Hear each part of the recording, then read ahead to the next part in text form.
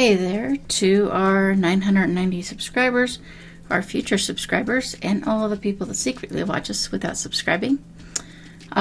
Today I want to talk more about Edgar Cayce because I'd say about a decade ago I started doing research on Atlantis, and that was for one of my novels that I wrote, and touched on the subject of him at some point when I was doing my research, because he did a lot of stuff on Atlantis, but I hadn't really thought about him much since then. And then I had to, I didn't have to. I chose to do a video on predictions of the future and stuff like that. And I checked out a couple of books about Edgar Cayce because he's like one of the top people that are mentioned when it comes to future predictions. And in the process of reading those books, I discovered that one of the books was actually written by his son, and very little of it had anything to do with predictions. And so I kind of fell down a rabbit hole. And so I thought I'd make a video about Edgar Cayce because of how fascinating I think he is, or was. The books I ended up reading were from 1964 and 1968. But I did get a little information from the internet to clarify a couple of things. So the first question, of course, is who he was. He was active in church from a very young age, holding a variety of different positions and doing different things in the church. In 1900, he worked at a store, lost his voice to where he had to whisper for 10 months. During that time, he became a photographer because he couldn't work at the store anymore. And he figured out how to heal himself overnight, which is a big part of this video. The way that he healed himself was through self-hypnosis. And he learned how to heal himself, and then he learned how to heal other people. When he was doing the self-hypnosis, I'll get more into that in just a little bit. There's a lot of things I don't even cover in this video because there's just so much, but he became pretty famous because of healing people, because he was not a doctor. He was considered to be a psychic or a sleeping prophet, and so his readings got discovered and became known around the world, and they called him the sleeping prophet, but they also referred to him as illiterate, which apparently back then just meant you don't have the education to be talking about the things you're talking about. So it's not exactly the same meaning as that we have now. But so here's how the readings worked. So somebody would write his family a letter, and they would give their name and their location. That's it, nothing else. They just said, hey, I need a reading. This is my name. This is where I'm at. And so they would make sure that the person they would tell the person to be at a specific location, or to wherever they said they were going to be. They had to be there during the reading. And so Edgar learned how to put himself into a self-induced trance. And so it's kind of like a hypnosis thing. And his wife would sit there and she would suggest to him, make a suggestion, basically telling him the person's name and where they were located. And she would tell him, hey, we need information that can help this person. And they'd have a stenographer sitting nearby, because when he woke up from these trances, he would remember nothing. And so while he was unconscious, he believed that his unconscious would communicate with the unconscious of the person that he was doing the reading for. And so he could even sit there and say, hey, yeah, they're just now walking into the room, they're sitting down, this is what the room smells like. Like, he can give all these kinds of details, despite not, they could be in the room, they could be hundreds of miles, they could be thousands of miles away, it didn't matter. And so he would go on and he would describe everything he's seen within that person's body, everything that was wrong, everything that could be fixed, and how to fix it. And a stenographer would sit there and write notes and write everything down. And then before he woke up, his wife would tell him, well, I mean, not in the beginning, it wasn't his wife. In the beginning, I believe it was another doctor. But eventually his wife took over that position, and she would tell him, okay, you're going to wake up and you're going to be okay. You're not going to have any negative side effects from this reading, or something to that effect. I don't know the exact wording. But anyway, I mean, it's a long paragraph. I did read it, but it's a lot, so I can't remember all that. So some fascinating personal cases and facts about him. So he had a son named Hugh. That's the one that wrote the one book that I got most of the information out of. And when Hugh was 6 years old, he had dropped a match into some flash powder from his dad's photography stuff. And he got injured very badly from the fire or explosion from the flash powder. And his eyes were not healing, and it was so bad that they said that the one eye was so badly damaged that it was making the immune system attack the other eye, I guess is how that works. Sorry. Anyway, so the doctors suggested removing one eye, the one that was in really bad shape, so his immune system wouldn't keep attacking the good eye. And so Edgar went into a trance to find out how to heal his son's eye. And he found out. And so he let the doctors know how to heal his son's eye, and they did exactly what he said, from whatever they were giving him to whatever they were putting on it, as well as changing the type of bandage they were using. And then his son's eye healed really fast. Another fascinating personal case involved himself. He was really, really sick with something that the doctor said it was going to be pneumonia really soon. And the doctor said he was going to go downstairs and get a hold of an ambulance or something to come pick him up. And so he had his son lock the door or something, or I don't know if it was locked. He just said for his son to not let anybody in, and he was going to go into a trance and fix himself. And this was a common thing he did. And so he went into a trance, and like his lungs were like, I guess, full of fluid and stuff. And so he goes into this trance, and during the trance, his body just starts putting out all this fluid, like through its pores and everything, to the point of completely soaking his clothes, his bedding, everything, completely saturated. And then when he came out of the trance, he was fine, and he wasn't sick anymore. So anyway, over time, it's said that he had done probably around 16,000 readings about medical, psychological, and spiritual ailments. So that's just his healing readings, was 16,000 readings estimated, because in the beginning, they didn't really keep copies of anything. They just did the readings for people. And then after a while, they started logging everything and keeping track of everything. In 1945, he had already been doing readings for over 40 years, and it was taking a toll on his body, and he was exhausted, and he ended up dying one day after his second stroke.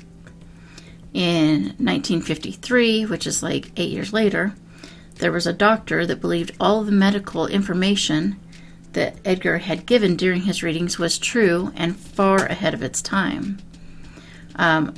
And Edgar kind of addressed this at one point while he was alive, stating that when he was unconscious, he was connected to everybody else's unconscious. And that's how he was able to do the readings, and how he was able to see the people he was helping, is because he referred to it kind of like one unconscious mind that was like divided up into different people. Other interesting things. So he had started doing future readings, and in one of them, he stated from 58 to 98, he predicted that Mount Etna, Vesuvius, and Pelée would increase activity, and then 3 months later, the land would move, poles would shift, and things would change. Like geographically, things would start changing majorly. including, I think it was like Nebraska would become the new East Coast of the West Coast of the United States. And people thought he was wrong because Mount Etna erupted in the 50s. But the thing is, I kind of suspect he didn't mean 1958 to 1998 because he didn't really specify the 19, and maybe he meant 2058 or even 2158. Like, there's no way for us to really know that information. But looking at the way things are changing now so fast, I would guess, 2058 wouldn't be that far-fetched. And another thing that he was really into was auras. And he said he could see, like, depending on the color of aura that people had, he would know what they were going through physically, mentally, emotionally. He could be in a room full of people and just see auras around everybody and just know what was going on with every single one of those people. He also was really into card games, as long as they didn't make people concentrate too hard. Because he said if people concentrated too hard, he could read their minds, and then the game wouldn't be any fun because he'd already know what cards they had. But it was interesting because he did create a card game called Pit, and it was like a card game version of like the stock market, which, I don't know, I think it's fascinating, but I would never play it because it sounds like it's very fast-paced, and I like doing things that are relaxing. I don't really like playing games where you have to do things really quickly. Even when I'm playing games on like my tablet or something, if it's timed, I delete it. Because sometimes I get distracted and I don't want to be like, have the pressure put on me. Anyway, in 1928, Edgar had been pushing for a really long time that he wanted to build a hospital somewhere where he could go and he could give people readings, and then he would have doctors that would listen to him and automatically do the things he said to heal the people. And so in 1928, they finally were able to build the hospital that he wanted. Another thing I found interesting, he created this thing called a wet cell battery. And so basically what would happen is he'd have this container with water, and I don't remember what minerals and stuff he put in it specifically, but he would have these copper and nickel rods in them. And so the copper rod would be hooked to an electrode and would attach to a person he was doing a reading for. And then the nickel rod would go into a separate container that he would have something specific like silver or gold or whatever metal had the electrical signal that he thought would heal them. And so this electrode would go down into that water that had that metal in it and then come back out and then attach to the person. And he said the electrical signal, wasn't that he was using electricity to like send it like a physical signal to people, but it was I don't know how to explain. It's like it just would put out an electrical, I think I said that wrong. He wasn't like electrocuting people, okay? He was sending out an electrical signal that would tell the nervous system what to do. And so it would depend on what was wrong with him, would determine what he put in that second little container. And then another thing, in 1935, his entire family was arrested for, I don't think they called it medical malpractice back then, but doing medicine without a license. And so they got arrested, and it took them 4 months before they dropped the charges. And another thing that he did, in the 1930s, he said that solar power would be more important than nuclear power in the future. And everybody thought it was crazy because they thought it was absurd that solar power would be better than nuclear power, because at the time, solar power was very weak and they hadn't figured out how to really harness the power of the sun yet. So it had very little electricity coming through it, where nuclear power was powerful.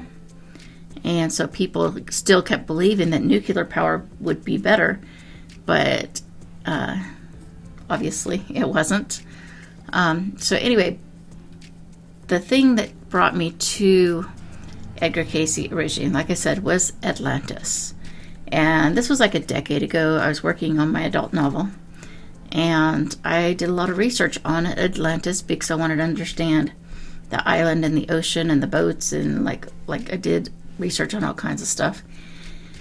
And so anyway, one day Edgar Cayce was doing a life reading because he had gotten, I guess I forgot to mention that, he started doing life readings after a while, because in the process of doing his readings, all of a sudden he realized he could access people's past, and then it was going past their past into previous lives, or what he believed was previous lives. It's up to you to decide what you believe, but at one point he went into what he referred to as a past life that had lived in Atlantis, and he said Atlantis existed 10.5 million years ago.